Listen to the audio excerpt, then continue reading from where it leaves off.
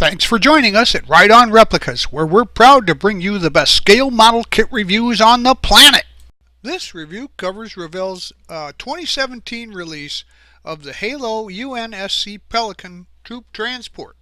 It's a 1/100 scale Revell kit, model number 85-1767.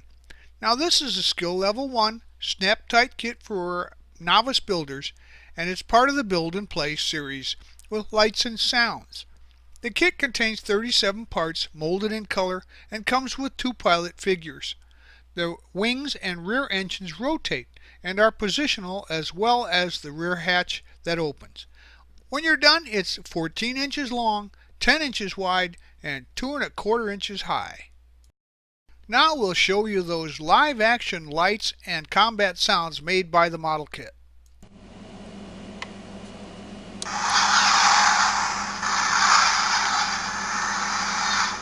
Here are the contents for this kit. Some people would call this an open box review. They'd open the box and pull out the parts one at a time, try to find some words to describe them, but that won't help you build the model kit. We're going to show you how to do that, and we're going to show you some tips along the way to add some realism to this particular model.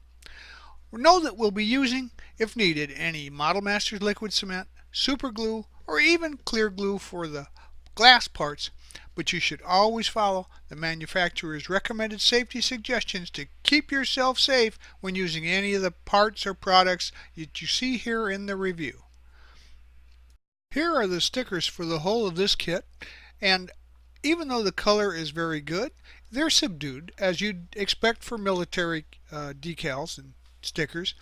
Now, they fit perfectly into the locations on the model, so there's no issues there. We'll start construction with the rear hatch and the interior. And note there's a pull tab for the lights and sounds that has to be removed in order to engage the battery. So install the ramp into the notches in the lower hole and snap the tabs into place. The interior is slid into place, and then at this time I used a wash of 50/50 thinner and flat black to black wash the interior. Now at this time, remove the copyright text on the underside of the kit if you want to add some realism, and carefully sand off the lettering. Now paint that cargo bay area with some black wash to pick out the highlights there, and after that dries, assemble the section and install it into the lower hole.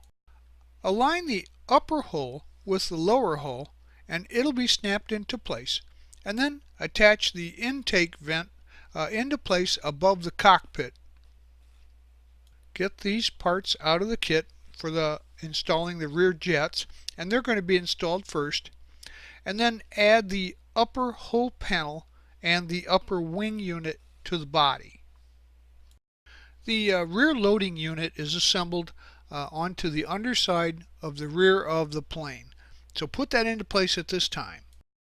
Each intake is assembled on the side of the fuselage by adding the vent and then the cover. Both sides are done under the wing supports.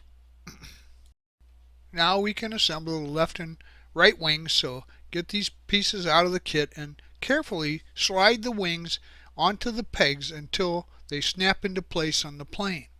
Now they will rotate and click into place in position.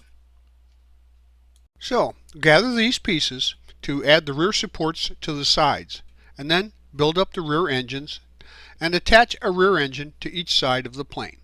Carefully slide the engines onto the pegs until they snap into place on the plane, and they will rotate and click into position there. Now we'll be adding the pilot figures, and so go ahead and add some of that black wash to them. Those exoskeleton armor suits are just right for enhancing with a little bit of black wash to see the crevices and recesses in it, to give it a little more of a realistic appearance. Then install the cockpit glass, and note that the clear lens landing lights go in the front. The others go into the rear. Only the front lights will light up. With the construction phase of the model kit done, you can now add the stickers to the rest of the model exterior, and just use the the diagram that they give you there to install those, or look at the final photos here, and you'll know where those go into place.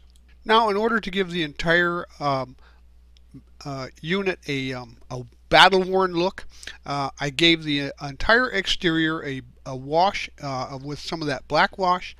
You can use various thinned thicknesses of paint and thinner to achieve different shading.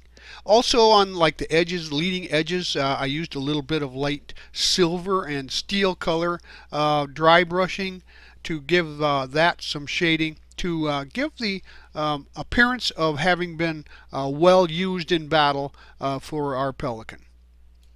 Well, there you have it. This is the second in a series of 4 new releases from Revell for the Halo series, and it's a really easy model to build. It's a snap kit and meant for about 1 hour of assembly time. But if you want to replicate how they look in the battle situations in the video game, you can do just as much detailing as you want and go as far as you'd like, because they really lend themselves, with being larger scale, to adding detailing and weathering, etc. So if I were you, I'd buy one and put it on my shelf. Well, we hope you like this premium step-by-step model kit review, and so that you don't miss any more, please subscribe to our YouTube channel. But you can find us on Facebook and at our website, rightonreplicas.com. Thanks.